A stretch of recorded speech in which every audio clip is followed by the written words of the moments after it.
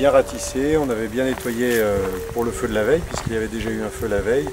Et on avait encore coupé les branches, encore repassé les râteaux pour protéger la maison. Ce qui a quand même fonctionné pour une partie, puisque tout ce qui est maison n'a pas été atteint. Par contre, la végétation a souffert de partout, hein, sauf quelques petits arbres, petites zones qui sont restées vertes. Par exemple là c'est cramé et là ça l'est pas, vous voyez, à 1 mètre près. Ouais. Il y a de l'herbe, enfin pas de l'herbe mais des c'est parce que c'était humide. Alors on a arrosé avant de partir aussi. Voilà. Mais on a légèrement arrosé avant de partir sur certaines zones près de la maison. Mais sans vraiment rester pour combattre le feu. Quoi. Ouais. Alors ici nous avons une zone qui était entièrement débroussaillée. Bon, il n'y avait pas d'asperceur, il n'y avait pas d'eau, il n'y avait pas de pompiers non plus. Résultat, voilà, le tracteur qui servait à débroussailler a brûlé. Bon, alors ici nous sommes devant une maison. Le propriétaire pensait être en sécurité. C'était très bien débroussaillé. Il n'avait pas d'eau. Voilà ce qui s'est passé. On voit en dessous la pelouse qui était pas très bien arrosée. Donc on voit que la pelouse a brûlé. Et on voit qu'ensuite le feu n'est pas passé. C'est parce qu'il y avait ce petit bassin, un motopompe, et les propriétaires ont pu arroser. Monsieur, pourquoi vous pensiez être en sécurité ici? Tout simplement parce que depuis des années qu'on habite ici, voyant tous les jours les pompiers venir se mettre en poste au-dessus de chez nous avec 5-6 camions, j'étais sûr d'être en sécurité si un jour le feu pouvait venir nous lécher les collines. Et je me trompais parce que les pompiers n'ont rien pu faire. Déjà ils n'étaient pas là parce qu'ils avaient d'autres feux ailleurs. Et puis même quand ils sont venus, c'était tellement la fournaise qu'ils n'ont rien pu faire à part d'attendre que ça passe. Et est-ce que vous pensez que si vous aviez eu des asperceurs ou des canons là derrière, vous auriez pu éviter? Ah oui, sûr, ça c'est sûr. Mais bon,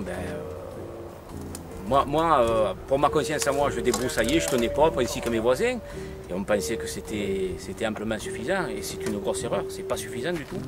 C'est pas suffisant du tout. Le seul motopompe qu'on a eu, on l'a mis en bas dans le bassin des poissons rouges et on est arrivé à le stopper là. Mais tout le reste, mais c'est une leçon qu'il faut tirer. Voilà. Et qu'est-ce que vous allez faire dans l'avenir? Ah là, on a vu un petit peu avec mon voisin, parce que le faire tout seul, c'est vrai que ça fait des gros frais à engager. Mais on va essayer de faire un bassin sur le haut de nos propriétés, avec un motopompe et sans doute un réseau de tuyauterie pour essayer de se protéger. Maintenant, on n'est pas des professionnels, on ne sait pas comment on va pouvoir le réaliser. Il va falloir qu'on prenne conseil.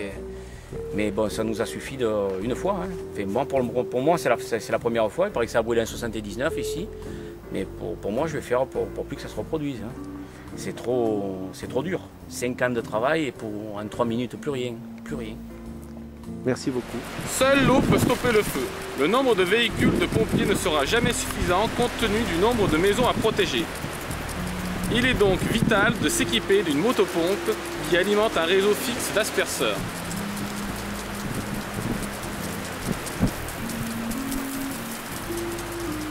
Nous sommes en configuration réelle. Aujourd'hui, le Mistral souffle à 70 km/h. Nous allons humidifier pendant 5 minutes l'ensemble de la propriété. Nous avons protégé un petit secteur qui ne sera pas humide et nous allons vous montrer comment une escarbille peut mettre le feu dans un endroit débroussaillé. Nous avons laissé fonctionner le motopompe 10 minutes environ. La piscine a baissé de 10 mm.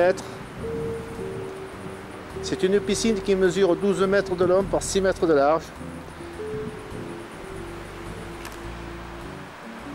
Nous allons découvrir la partie qui n'a pas été humidifiée et vous montrer comment une escarbille peut allumer une pinède tout entière.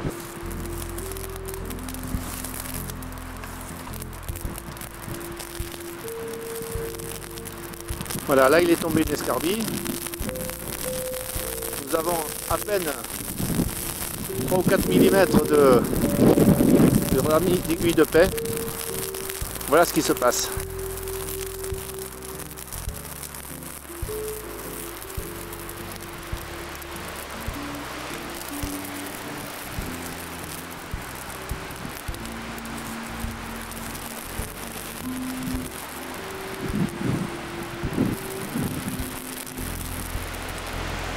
Nous avions donc un rectangle d'1 mètre sur 40 cm. Le feu est arrivé en bordure de l'endroit humidifié. Il s'est arrêté tout seul.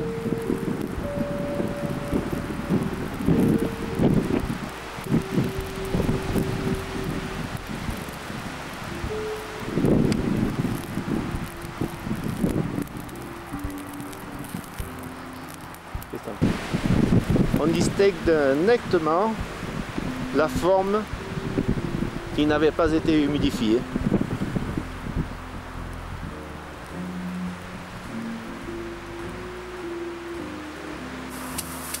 Dans le cas où il est nécessaire de protéger des zones beaucoup plus susceptibles de propager l'incendie et beaucoup plus denses, on peut employer des petits canons comme celui-ci. Le débit est de 6 mètres cubes. Si nous ne faisons rien pour protéger nos propriétés, notre environnement ressemblera inévitablement à ce que vous voyez.